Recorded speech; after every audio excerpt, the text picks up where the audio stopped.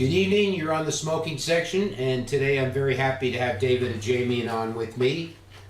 We are pretty much concentrate on tobacco issues, which are very predominant in the last 20 or 30 years.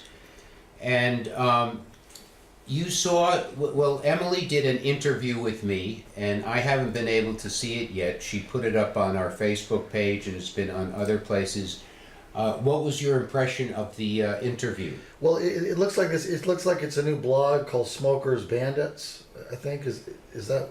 It could very well be something in Europe, and it's European. It's well, I thought it was about a 20-minute interview, and then you talked about your history with the movement starting in 1990, and you mentioned how you were picking up the sense that the smoking bans were going to be a wave of the future.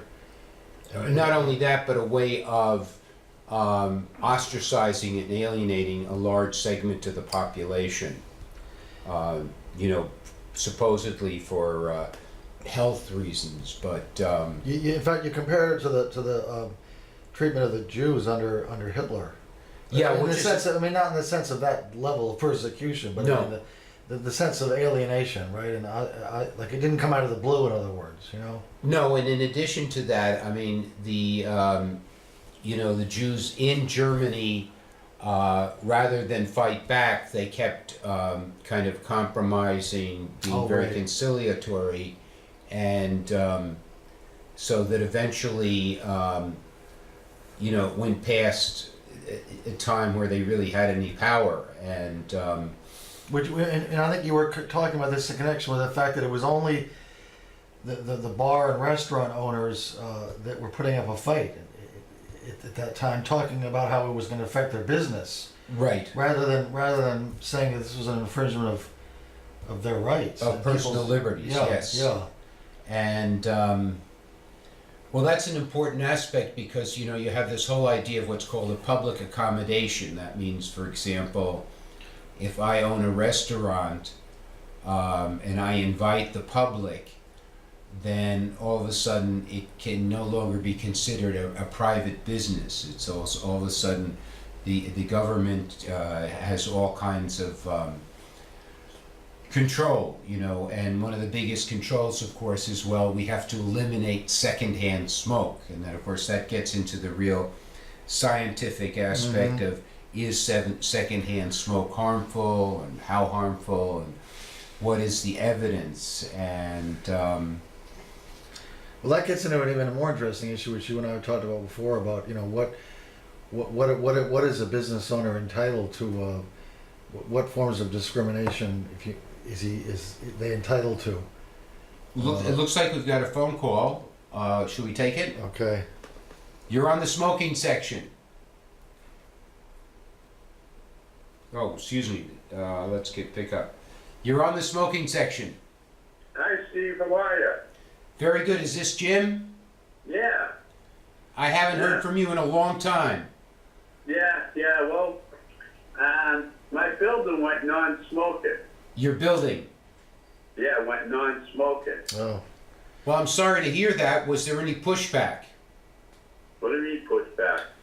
Well, was there any discussion, or did it all of a sudden just become by fiat?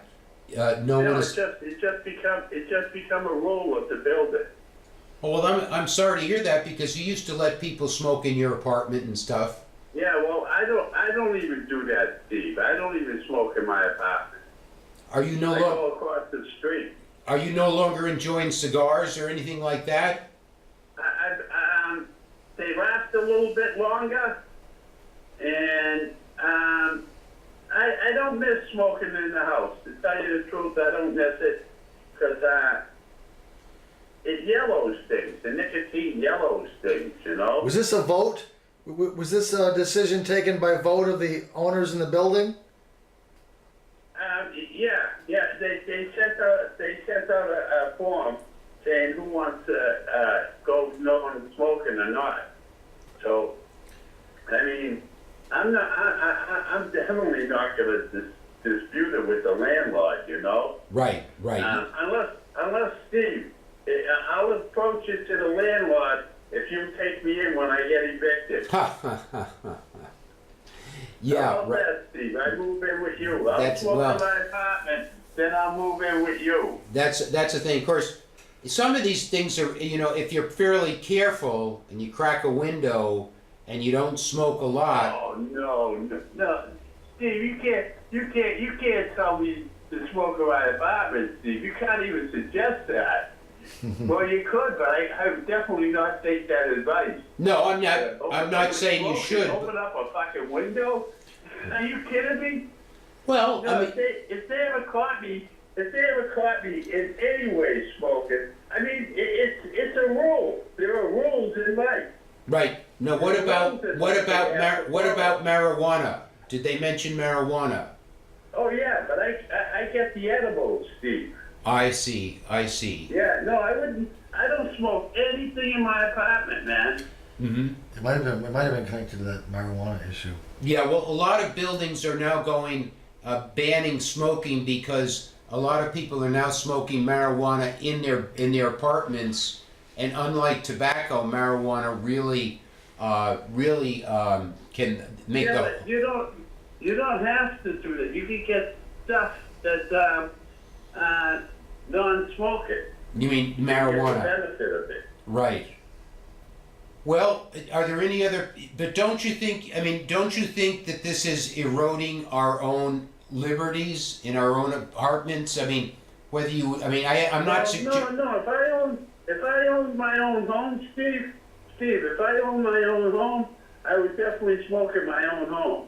But this, I'm paying rent with Section 8.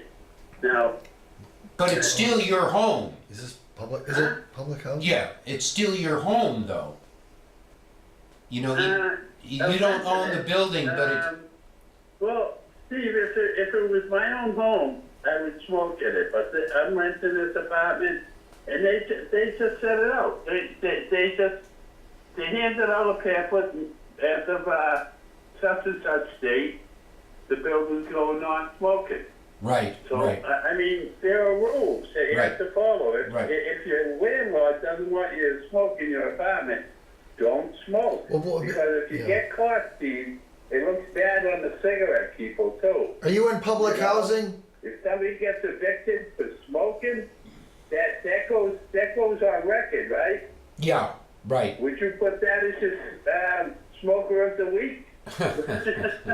If they get evicted, you got to put them up for smoking of the week, Steve. All right. Well, thanks very much, Jim. I'm sorry to hear that because, you can say, well, it's a rule, and of course the landlord has the power, but So, like I said, Steve, there are rules to life, just Yeah. like the police have rules. right. Don't but- they have to amend the bylaws in the building, Steve? Or is this a public housing unit? Jim is living in a Section 8 apartment. So, for example, he is not living in a condominium. Oh, so his landlord has got the right to tell him to stop smoking. That's Or- correct. That's correct. The landlord has the right to tell him you can't smoke, or you can't burn candles, or you can't have pets. But he said it was a vote. He said it was a vote of all the owners. No, I don't. I think they, what most of these businesses, what most of these people do is they send out a survey. And of course, they know that when they send out the survey, that the people who are most likely to respond to the survey are people who are against smoking. It's like in the Cambridge Housing Authority, 20% of the people who responded to the survey, only 20% of people responded to the survey. Mm-hmm. And Mostly negative, you mean? well, you can tell that the people who are most likely to be objectionable or object to these smoking bans are the people who are less likely to respond to the survey. Mm-hmm. So that would it's kind of a trick, but I mean, Jim doesn't mind it, but nonetheless it does erode. 30 years ago, it would be inconceivable that someone would tell you you cannot smoke in your own apartment. Now, people have become more used to authority figures telling them what they can and cannot do in their own apartment. And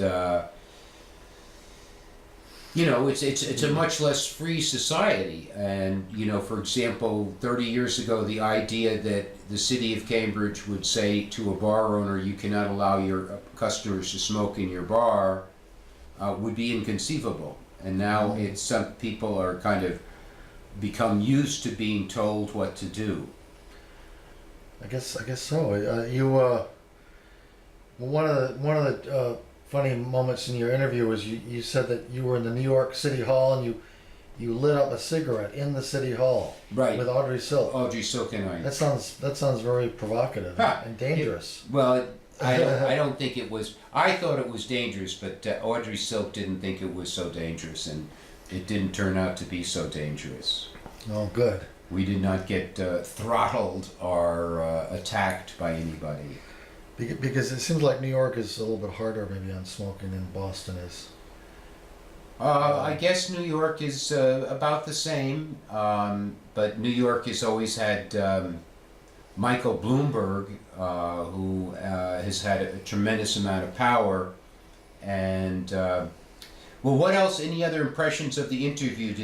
Emily spent a lot of time editing the interview, so I thought it was, from what I understand, it's a pretty professionally done interview.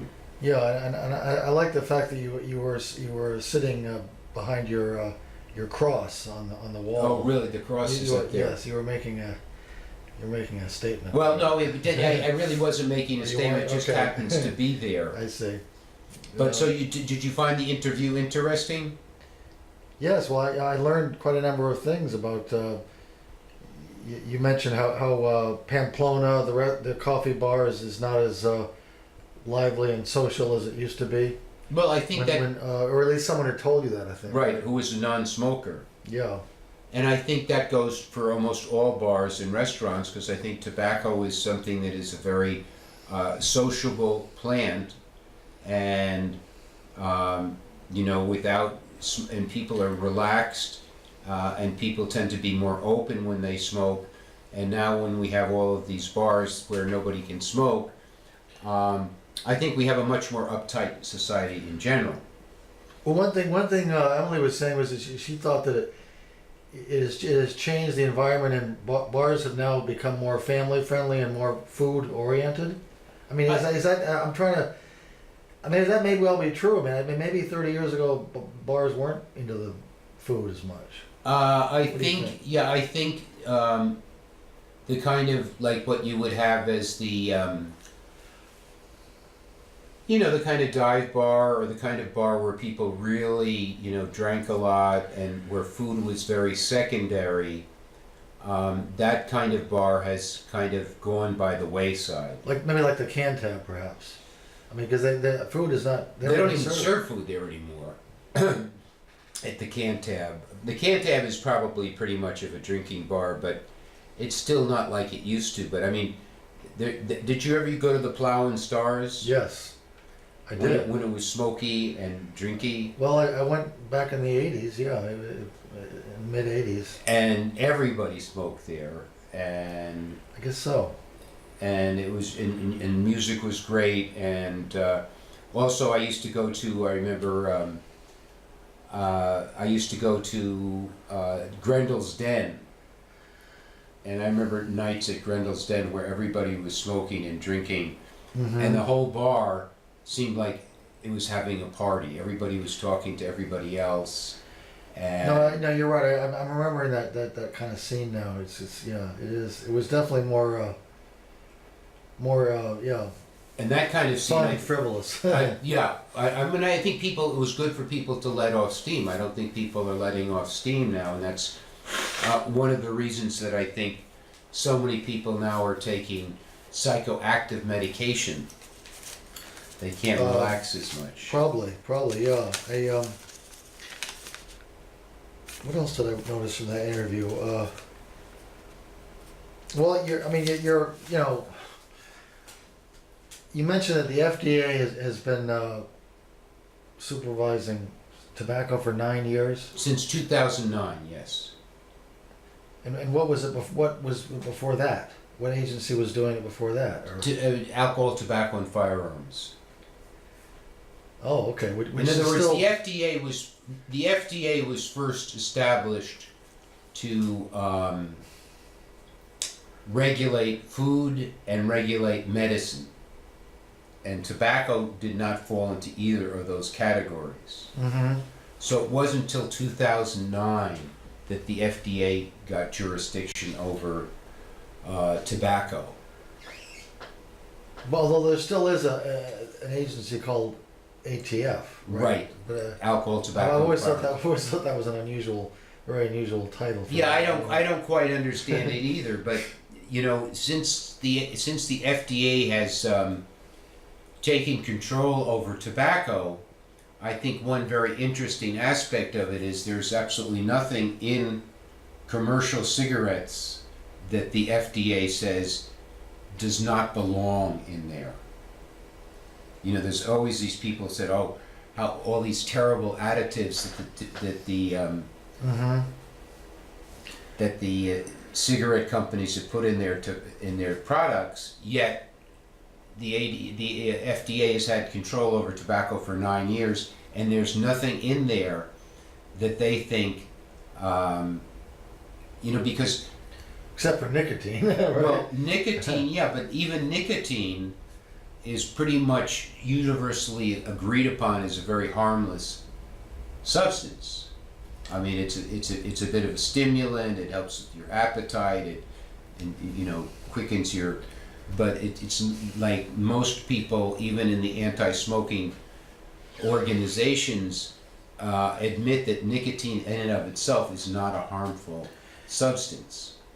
Well, then, what is this new? You've talked about a new initiative to reduce nicotine in cigarettes. What is Right, going their on? With that? idea is if you eliminate nicotine from cigarettes, nobody will smoke.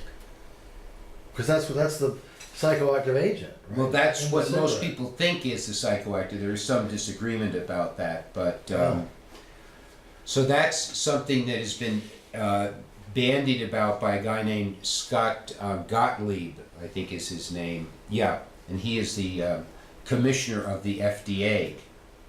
And when Congress gave the FDA power over tobacco, they said they could reduce nicotine, but they could not eliminate nicotine altogether. So That's troubling. I mean, why do you find that well, I troubling? mean, just because well, first of all, they're talking about regulating something that you say is not really considered to be dangerous. That's right. That's right. It's And just they're attractive. Also, they're also going to make the act of smoking will be less enjoyable, I assume, right? If they're reducing the nicotine content. Exactly. And Yeah.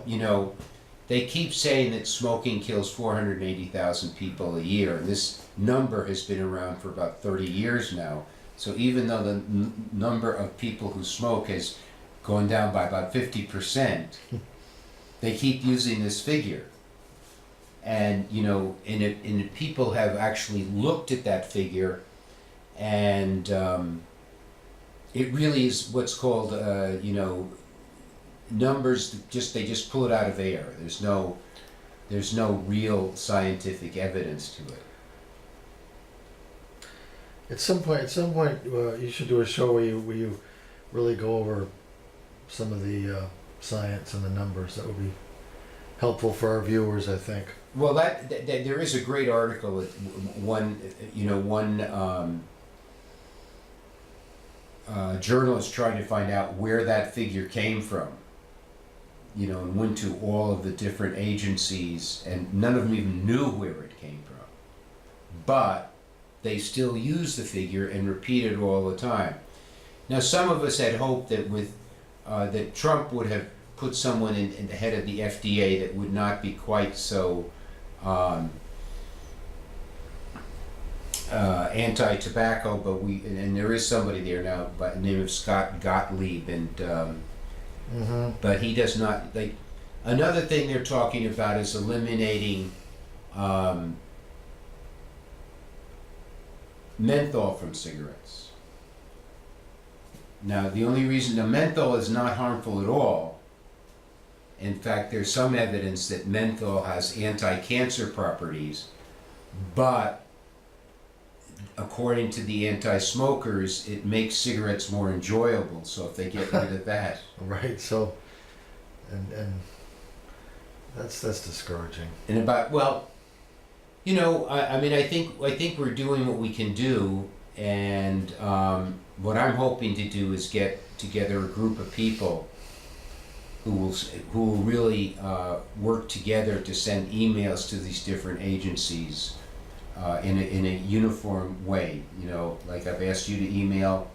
I mean, if we get, let's say, I think if we could get 100 people to consistently respond together to all of these things, then we might actually get some traction.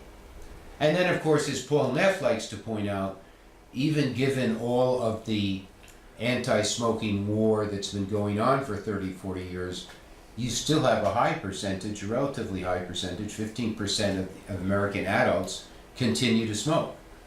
So, you know, they were supposedly going to eliminate smoking by the year 2000. Mm. That's what Everett Koop said, right? C. Everett Koop. I remember him. For Yeah. and it was interesting today, you know, the New York Times, for some reason, going back into the 19th century, has always been anti-tobacco. Like one time, one of their editorials said that the reason that Spain had declined was because of the cigarette. That was their, you know, that was an editorial in the New York Times. Right, okay. And today there was an article on the front page of the New York Times about the popularity of electronic cigarettes amongst kids. And, you know, like the latest crisis. Vaping? Yeah, vaping. And I mean, vaping is almost completely harmless. And, you know, because it's just nicotine and water. And, but yet the New York Times on its front page is talking about, you know, well, it's like what, who is that guy that, you know, Paul Neff always talks about, who, he liked to say that there was nothing that the government liked to do but come up with some kind of bugaboo that they could protect the people from. Is it one of his political? He had the Mercury. He was from Baltimore. Can't remember. Newspaper writer. Very famous. Oh, H.L. Mencken? H.L. Mencken. He used to Yeah. like to say that the government always liked to come up with some kind of Oh, yeah. bugaboo that they could then use to, quote, protect the public. And so now they're concerned about, you know, kids vaping. And I mean, you know, there is some evidence, according to their statistics, that kids are vaping, but I certainly don't see any evidence of it. Do you?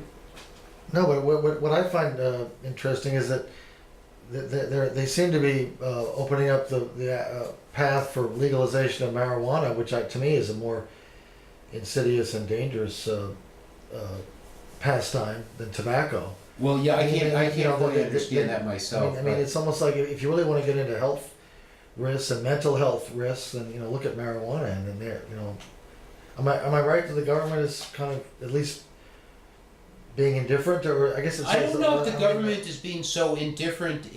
There is a general ethos right now among the population that marijuana is benign.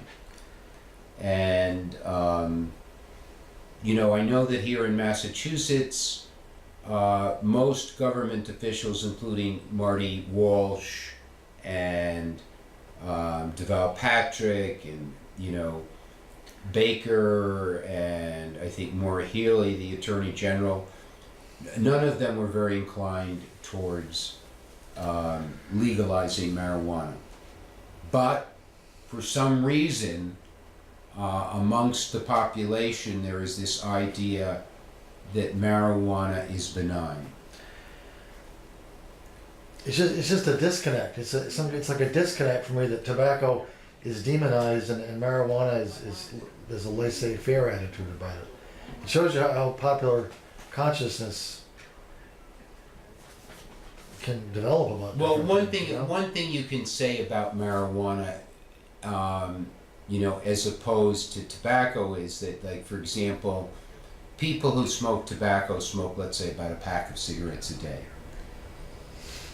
You know, now people who smoke marijuana generally don't smoke that much quantity.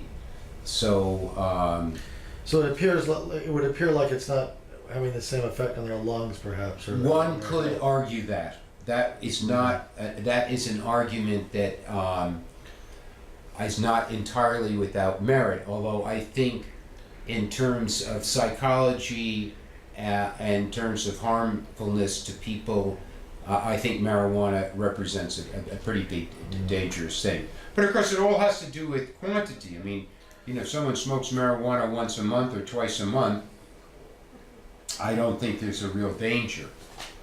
Well, listen, we gotta sign off. Thanks for watching the smoking station. Jim, thanks for calling. Thank you.